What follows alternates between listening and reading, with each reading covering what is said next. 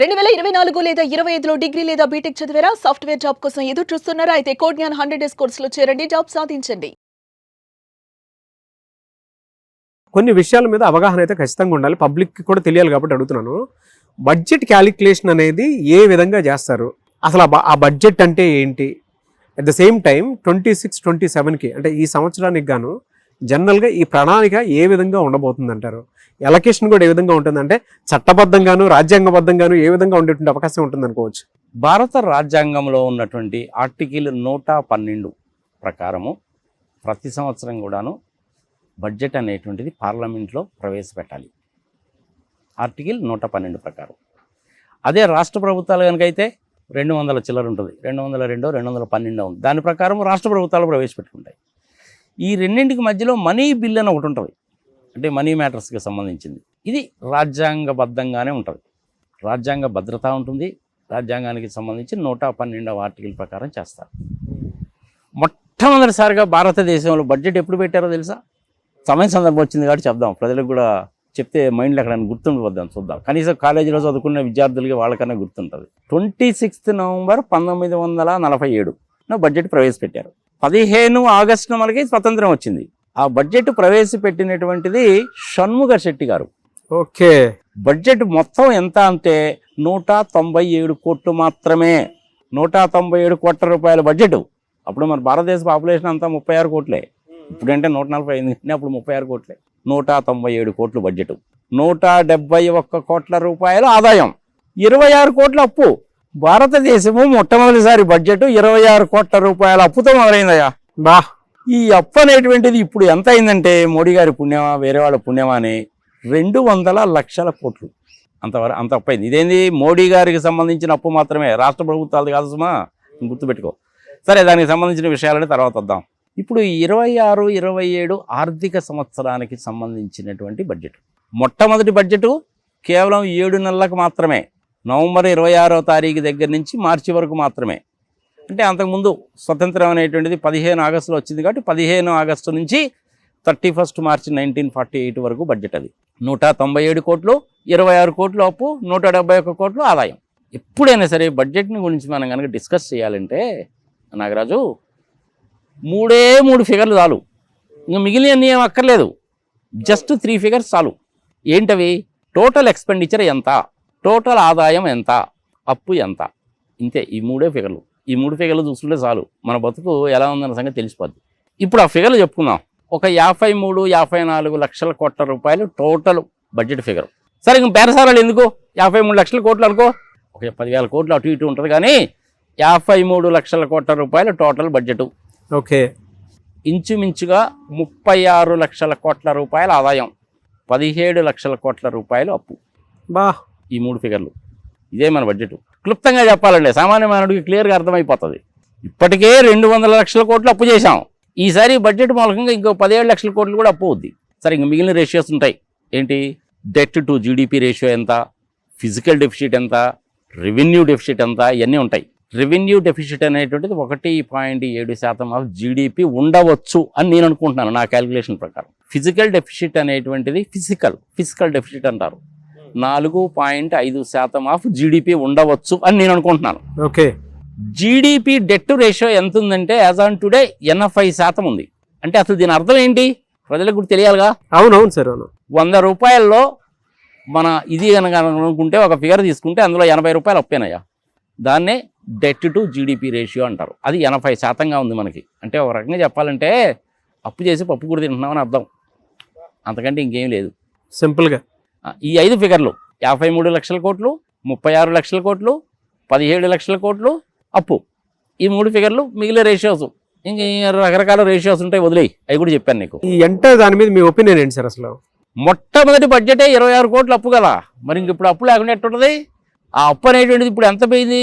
పెరిగి పెరిగి పెరిగి పెరిగి 200 లక్షల కోట్లు మోడీ గారికి సంబంధించింది. ఇంకొక 70-80 లక్షల కోట్లు అనేటువంటిది రాష్ట్ర ప్రభుత్వాలకు సంబంధించింది. ఇవన్నీ కనుక కలుపుకుంటే 300 లక్షల కోట్లు అప్పు. బా, మన ఎకానమీ సైజ్ అంతా $4 ట్రిలియన్ ఎకానమీ అని అదే పని చెప్తున్నారుగా. అందులో ఇది 300 అంటే 80% నీకు అప్పే కా లెక్క. అవును. ఈ ఫిగర్లు గుర్తుపెట్టుకుంటే చాలా బా ప్రజలు. ఇక నెక్స్ట్ నువ్వేమడిగావు? ఆదాయం ఎక్కడి నుంచి వస్తుందండి అని అడిగావు. అది కదా ఇంపార్టెంట్. ఈ ఆదాయం ఎక్కడి నుంచి వస్తుందంటే ప్రధానంగా 5-6 సోర్సెస్ నుంచి మాత్రమే వస్తుంది. ఏంటి సార్ అన్న మేజర్ సోర్సెస్ ఏంటి సార్ అసలు? కార్పొరేట్ ట్యాక్స్ అంటే కంపెనీలు కట్టేటువంటి ఇన్కమ్ ట్యాక్స్, దాన్ని కార్పొరేట్ ట్యాక్స్ అంటారు. అదొక 12 లక్షల కోట్లు ఉంటుంది. నువ్వు నేను మనవాడు ఇంకొకడు చిన్న చిన్న వ్యాపారాలు చేసుకునే వాళ్ళు కూడా ఇన్కమ్ ట్యాక్స్ కడతారు కదా, అదొక 5 లక్షల కోట్లు ఉంటుంది. జిఎస్టీ పిచ్చబాదుడు కదా, వీరబాదుడు కదా. మొన్న ఏదో మేము అది చేసాము ఇది చేసాము చాలా గొప్పగా చేసామన్నారు కానీ త్రాష్ అదంతా తీసి చెత్తపుట్ల పరి, అదొక 12 లక్షల కోట్లు. సెంట్రల్ ఎక్సైజ్ కస్టమ్స్ ఉంటాయిగా, అదొక 5 లక్షల కోట్లు వస్తుంది. అదర్ ఇన్కమ్స్ ఉంటాయి అంటే ఏంది, రిజిస్టర్ ఆఫ్ కంపెనీస్ వాళ్ళు కానీ ఈ సేవ మీ సేవ కార్యక్రమాలు, పాస్పోర్ట్ ఆఫీస్లో వాళ్ళు తీసుకునేది, వీసాలకు అప్లికేషన్లు పెట్టుకుంటే వాళ్ళకి పోయి మనకు వచ్చే షేరు ఎట్సెట్రా ఉంటాయి కదా, అదొక 2 లక్షల కోట్లు ఉంటుంది. అన్నిటికంటే కాకుండా ప్రధానమైనటువంటిది ఇంకొకటి ఉంది సుమా, మన మోడీ గారు వచ్చిన తర్వాత అంతా అమ్మే పనిలోనే ఉన్నాడుగా. వైజాగ్ స్టీల్ ప్లాంట్ 3 లక్షల కోట్ల రూపాయల వర్తది, 30,000 కోట్ల రూపాయలుగా అమ్మేయడానికి సిద్ధపడ్డారు. అంతా కలిపి ఏది 20,000 ఎకరాలతో సహా కలిపి, బ్లాస్ట్ ఫర్నిచర్లతో సహా కలిపి.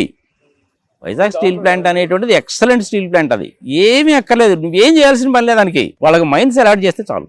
జస్ట్ మైన్స్ కనుక అలాట్ చేస్తే వైజాగ్ స్టీల్ ప్లాంట్ ప్రాఫిట్స్లో నడుస్తుంది. మిగిలినటువంటి స్టీల్స్ కంటే కూడాను వైజాగ్ స్టీల్ ప్లాంట్ అనేటువంటిది చాలా ఎఫిషియెంట్ ప్లాంట్. అది రష్యా వాళ్ళు కట్టిపెట్టారు. అది చాలా తక్కువ కాస్ట్ తోటి చాలా చీప్గా కట్టిపెట్టారు. 3 లక్షల కోట్లు ఇప్పుడు దాని మార్కెట్ వాల్యూ. ల్యాండ్ కానీ ప్లాంట్ కానీ మిషనరీ కానీ స్టాక్ కానీ ఏదైనా సరే దాన్ని 30,000 కోట్లకు అమ్మేయడానికి సిద్ధపడ్డారు. కేంద్ర ప్రభుత్వం వాళ్ళు పెట్టింది కేవలం 5,000 కోట్ల రూపాయలు మాత్రమే ఆ రోజుల్లో, ల్యాండ్ మీద, ఫర్నిచర్ మీద, ఈ బ్లాస్ట్ ఫర్నిచర్లు అన్నిటి మీద. ఇప్పటి వరకు కేంద్ర ప్రభుత్వానికి ఇంచుమించుగా 60-70 వేల కోట్ల రూపాయలు ఇచ్చింది అదే స్టీల్ ప్లాంట్. ప్రాఫిట్స్ రూపంలో, డివిడెండ్స్ రూపంలో, ట్యాక్సుల రూపంలో 60-70 వేల కోట్లు ఇచ్చింది. మన ప్లాంట్ అమ్ముకోవాల్సిన పని ఏంటి? కావాలని దాని నష్టాల్లోకి నెట్టి అదానికి అమ్ముదామని చూస్తున్నారు. ఇది న్యాయమా ధర్మమా? ప్రజలు విజ్ఞత వదిలేద్దాం. అలాంటి కనుక అమ్ముకుంటే 5 లక్షల కోట్లు వస్తాయండి అని చెప్తారు, కానీ యాక్చువల్గా 5 లక్షల కోట్లు వస్తాయంటే రావు. రేపు సెప్టెంబర్లో రివైజ్డ్ బడ్జెట్ పెట్టినప్పుడు యాక్చువల్గా మనకు చాలా వరకు ఫిగర్స్ తెలుస్తాయి. సరే ఇప్పుడు మనం చెప్పుకుంటున్నాం కాబట్టి 5 లక్షల కోట్లు అనుకో. ఎల్ఐసిలో కొంత భాగం అదానికి ఇచ్చేయి, స్టేట్ బ్యాంక్ ఆఫ్ ఇండియాలో కొంత భాగం అదానికి ఇచ్చేయి, BHEలో కొంత భాగం అదానికి ఇచ్చేయి. ఇది కదా పని. ఎయిర్ ఇండియాని ఇచ్చినట్టే. వీళ్ళు వాళ్ళకని చూస్తే ఎట్టా ఉందంటే వైజాగ్ స్టీల్ ప్లాంట్ సంగతి ఏంటి తీసి కాసేపు పక్కన పెడితే రేపు సెయిల్ని కూడా ఇదే పని చేస్తారు, HALని ఇదే పని చేస్తారు, BHELని ఇదే పని చేస్తారు. పబ్లిక్ సెక్టార్ అండర్టేకింగ్స్ మొత్తాన్ని కూడా అమ్మేసి డబ్బులు చేసుకోవాలంటున్నారు. దాని మూలకంగా ఎంత వస్తుంది అంటే అప్రాక్సిమేట్లీ 5 లక్షల కోట్లు వస్తుందని ఎస్టిమేషన్. ఇది ఆదాయం. ఈ ఆదాయం అంతా కలుపుకుంటే ఒక 36 లక్షల కోట్లు మాత్రమే వస్తుంది. 12 కార్పొరేట్ ట్యాక్స్ 12 లక్షలు. అవును. ఇంకొక 5 లక్షలు అనేది నువ్వు నేను కట్టేది.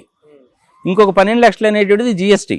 అదర్ ఇన్కమ్స్ అనేది ఒక 2 లక్షల కోట్లు ROCకి దానికి సంబంధించింది. ఈ అమ్మితే వచ్చేటువంటిది ఒక 5 లక్షల కోట్లు. ఇదే ఇన్కమ్, ఇంకెంతకు మించి లేదు. పబ్లిక్ సెక్టార్ అమ్మితే 5 లక్షల కోట్లు వస్తాయని ఇప్పుడు బడ్జెట్లో చెప్తారు, కానీ యాక్చువల్గా వచ్చేటువంటిది 1 లక్ష కోట్లు 2 లక్షల కోట్ల కంటే ఎక్కువ ఉండదు. అదానీలకి అంబానీలకి బాగా కాస్ట్లీగా ఉన్నటువంటి వైజాగ్ స్టీల్ ప్లాంట్లని దోచిపెట్టడానికి, లాభాల్లో నడుస్తున్న LIC లాంటి వాటిని దోచిపెట్టడానికి, SBI లాంటి వాటిని దోచిపెట్టడానికి, ఉత్త పుణ్యానికి తక్కువ రేటుకి వాళ్ళకి ఇచ్చేస్తున్నారు అనమాట. ఇది న్యాయమా ధర్మా? ప్రజల విజ్ఞతకు వదిలేద్దాం. సో ఇది ఆదాయం. అంతా కలిపి ఒక 36 లక్షల కోట్లు 37 లక్షల కోట్లు ఉంటుంది. 36 ఖరారు చేసుకో.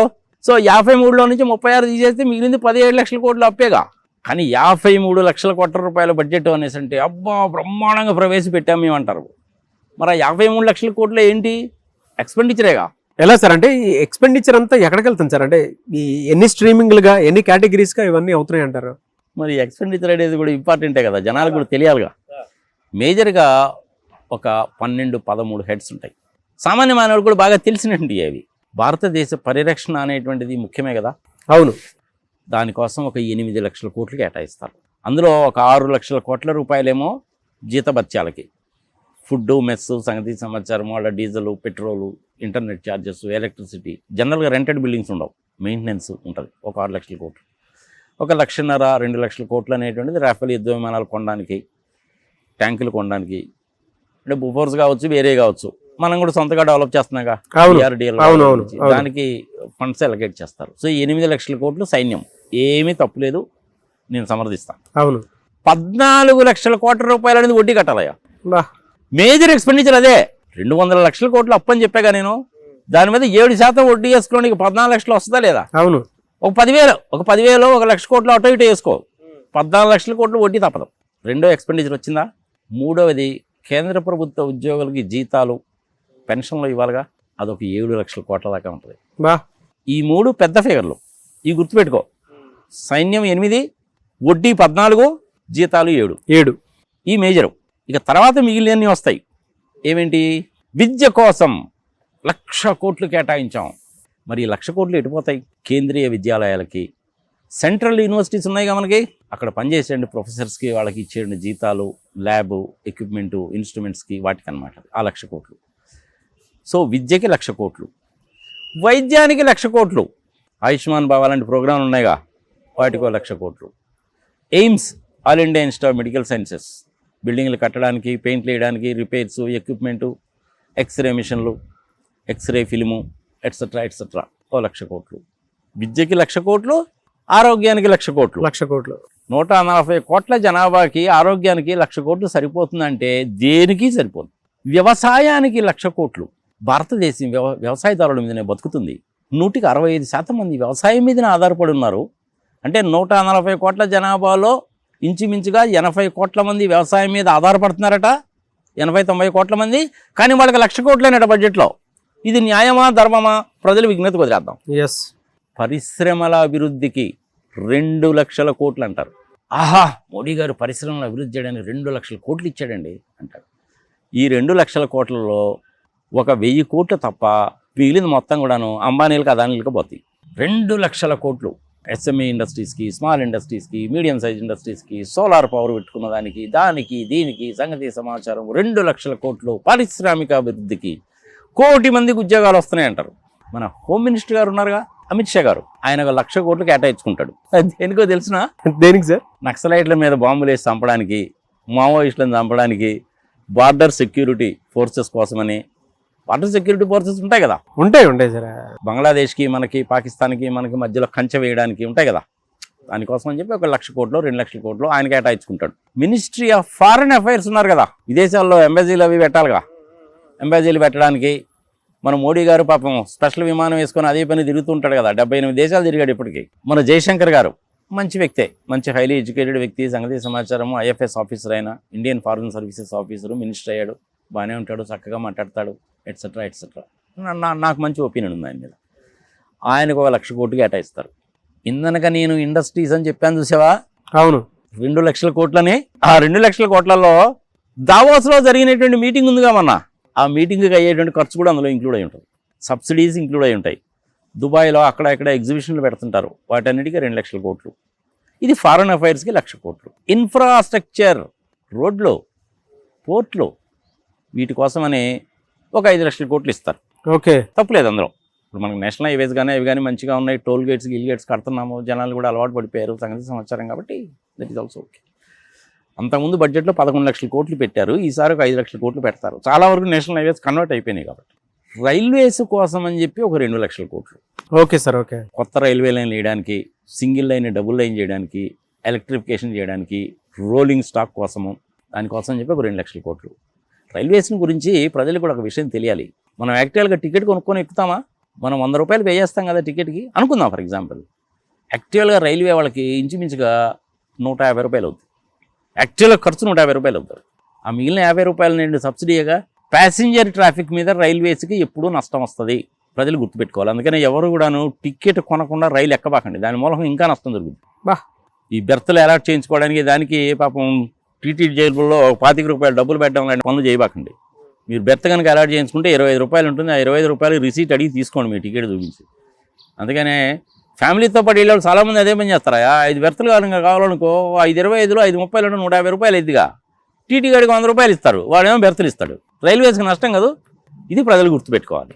ఫ్రైట్ ట్రాఫిక్ మూలకంగా మాత్రమే వస్తాయి, గూడ్స్ల మూలకంగా మాత్రమే ఆదాయం వస్తుంది. ఆ ఆదాయము ఈ నష్టం భరాయించుకోవడాను రైల్వేస్ అనేటువంటిది కాస్త కూస్తా నష్టంలో బయటపడుతుంటారు. ఇప్పుడు యాక్చువల్గా ఎక్స్క్లూజివ్ ఫ్రైట్ కారిడార్స్ అని వేస్తున్నారు. బాంబే, ఢిల్లీ, కలకటా, చెన్నై, హైదరాబాద్, బెంగళూరు, కొచ్చిన్ ఇలాంటి ప్రధానమైనటువంటి నగరాలన్నీ కలుపుతూ ఓన్లీ గూడ్స్ల కోసమే వేస్తున్నారు. అది చాలా సొఫిస్టికేటెడ్ లైన్స్ అయ్యి, హైలీ ఎలక్ట్రిఫైడ్ ఆటోమేటిక్ సిస్టము, ఇంచుమించుగా 150-160 కిలోమీటర్ల స్పీడ్తో పోతాయి.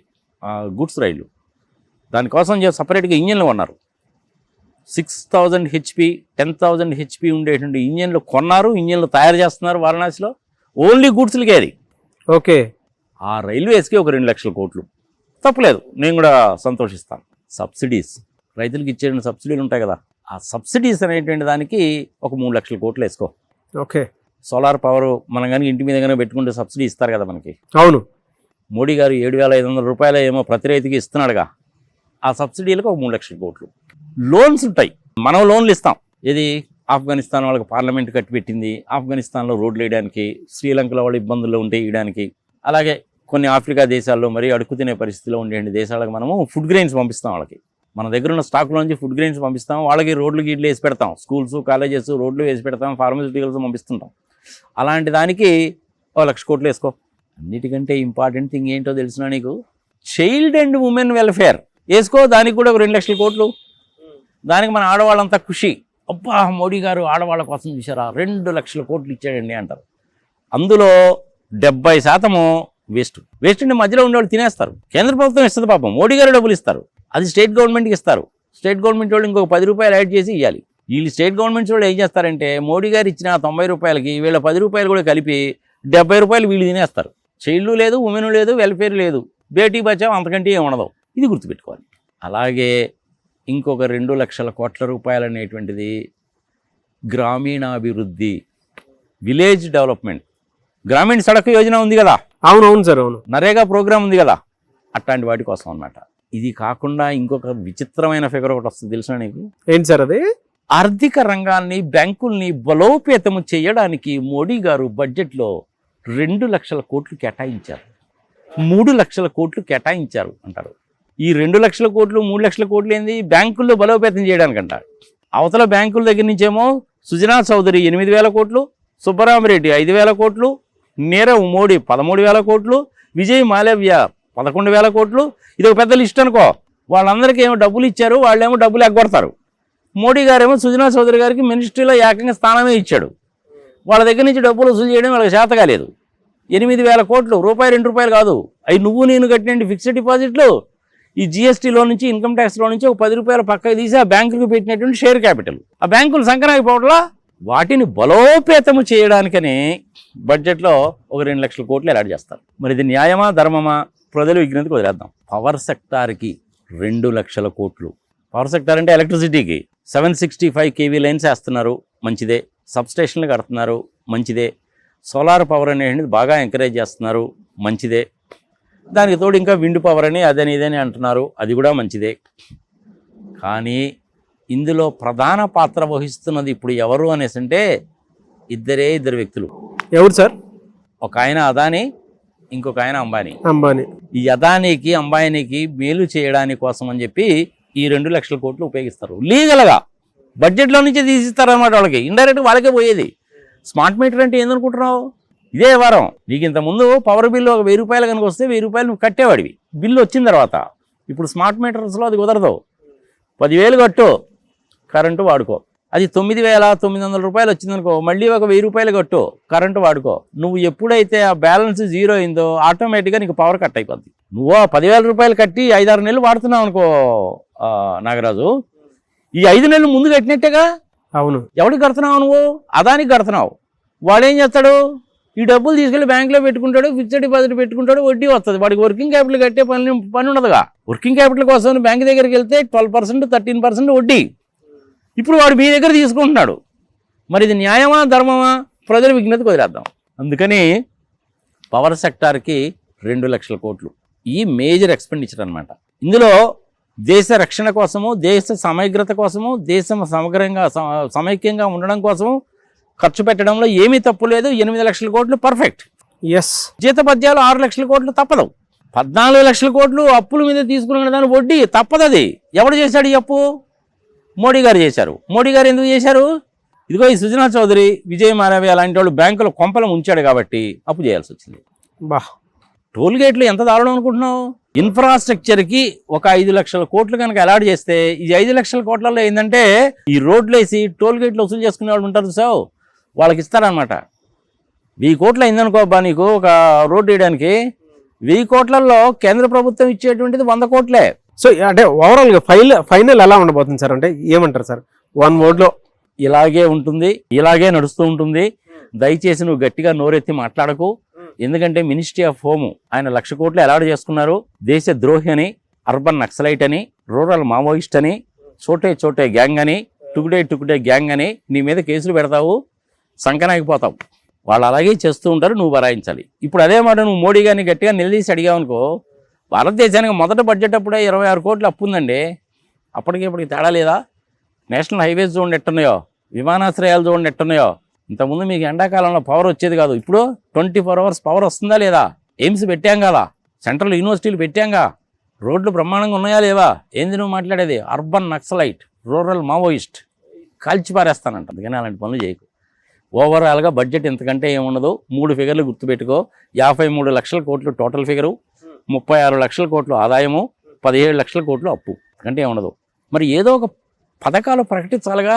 అవును, అందుకని 1, 2 పథకాలు ప్రకటిస్తారు. అందులో ఏంది, ఈ సంవత్సరము తమిళనాడులో, వెస్ట్ బెంగాల్లో ఎలక్షన్లు ఉన్నాయి. తమిళనాడులోనూ బీజేపీ వాళ్ళు లేరు, వెస్ట్ బెంగాల్లోనూ లేరు. మరి వాళ్ళని సంతృప్తి పరచాలిగా. అవును. దానికోసం ఏం చేస్తారంటే, తమిళనాడులో ఎప్పుడో కట్టిన డ్యామ్ ఒకటి ఉంది, మెట్టూరు డ్యామ్ అని. దాని జీవితకాలం అయిపోయింది. వాళ్ళని సాటిస్ఫై చేయడానికని మెట్టూరు డ్యామ్ కొత్తగా కట్టడానికి 20,000 కోట్లు అంటారు. 20,000 కోట్లు మెట్టూరు డ్యామ్ కోసం. తమిళనాడులో ఎలక్షన్ కాబట్టి. మన తెలుగులో దేశం, మన ఆంధ్రప్రదేశ్ నుంచి పోయిన ఎంపీలు ఏం మాట్లాడాలో అర్థం కాదు వీళ్ళకి. లోపల అనుకుంటా ఉంటారు అన్నమాట, ఏమో పోలవరానికి దిక్కు లేదు కదా, దీని వల్ల డబ్బులు ఇస్తున్నారని. పోనీ ఆ సంగతి బడ్జెట్ అప్పుడు అడుగుతారంటే అడగరాయా మళ్ళీ? పోలవరం విషయంలో కేంద్ర ప్రభుత్వము ప్లస్ చంద్రబాబు నాయుడు చేస్తున్నటువంటి, తెలుగు జాతికి చేస్తున్నటువంటి ద్రోహం. 150 అడుగులు కట్టాల్సింది 135 అడుగులను కడితే దాన్ని డ్యామ్ అనరు. రాజమండ్రి దగ్గర ఉండేటువంటిది బ్యారేజ్, అది అలాగే తయారవుద్ది. ఇది ఏమీ ఉపయోగం ఉండదు. దాని గురించి ఎంపీలు ఎవరు నోరెత్తి మాట్లాడరు. నోరెత్తి మాట్లాడితే దేశద్రోహి, అర్బన్ నక్సలైట్లు, రూరల్ మావోయిస్టులు ఏం మాట్లాడతారు పాపం వాళ్ళు? ఎవడి బాధలు వాడి. సో ఇదబ్బా ఓవరాల్గా బడ్జెట్. నా మనసులో మాట చెప్పాను. 53 లక్షలు తీసేసుకో, 17 లక్షలు అప్పు ఉంచేసుకో, 36 లక్షలు అనేది ఆదాయము. ఇంతకంటే ఫిగర్లు ఏమీ లేవు. టూరిజం ఇండస్ట్రీని గురించి చెప్పాను, దేనికి ఎంత ఇస్తారో కూడా చెప్పాను. అప్రాక్సిమేట్గా ఆ ఫిగర్లు తప్ప వేరే అంటూ ఏమీ ఉండవు. బడ్జెట్ సమావేశాలు అని పేరే కానీ, ఇంతకుముందు అయితే బడ్జెట్ సమావేశాలు అంటే కనీసం 2-3 రోజులు జరిగాయి. బిల్లు పాస్ కావాలి అంటే, మనీ బిల్ కదా. అవును, పాస్ కావాలంటే. కానీ ఇప్పుడు ఏంది, ½ an hour ఆమె వస్తుంది, అలా ఓపెన్ చేస్తుంది, చెప్పేస్తుంది, వెళ్ళిపోద్ది, అయిపోయింది. ఇక దాని గురించి డిస్కషనే లేదు. మీలాంటి వాళ్ళు మాలాంటి వాళ్ళు పిలిచి టీవీలో పొద్దున్న నుంచి సాయంత్రం దాకా డిస్కషన్లు పెడతారు, కానీ ఆడ బడ్జెట్ అనేటువంటిది ఇలాగే ఉంటుంది. బడ్జెట్ అంటే ఒకప్పుడు చాలా ఉత్సాహంగా ఉండేది. ఇప్పుడు అసలు బడ్జెట్ అంటే అసలు ఇంట్రెస్టే పోయింది. ఏం వచ్చింది రేపా అని. ఏదో ఇన్కమ్ ట్యాక్స్లో బెనిఫిట్ ఇస్తారు, జీఎస్టీ రేట్లు తగ్గిస్తారు, పెట్రోల్ మీద రేట్లు తగ్గిస్తారు అనేటువంటి ఆశలు పెట్టుకోవాక ఏమీ జరగదు అట్లాంటిది. పెట్రోల్ మీద ₹1 తగ్గదు, డీజిల్ మీద ₹1 తగ్గదు, గ్యాస్ సిలిండర్ మీద ₹10 తగ్గదు, కరెంటు ఛార్జీలు ఏమో పెరుగుతూ ఉంటాయి. అదానికి డబ్బులు రావాలి కాబట్టి ఇన్కమ్ ట్యాక్స్లో ఎటువంటి మార్పులు చేర్పులు ఉండవు. చూద్దాం సార్. అంటే మీరు చెప్పిన దాని ప్రకారమే కొంచెం అటు ఇటుగానే ఉండొచ్చేమో, చూద్దాం. రేపు మార్నింగ్కి మనకు ఇంకెందుకు నీకు ఈ 3 ఫిగర్లు చేసేసుకో. 53 లక్షలు, 36 లక్షలు, 17 లక్షలు అంతే. థ్యాంక్ యూ అండి. Thank you so much for your time. నమస్తే.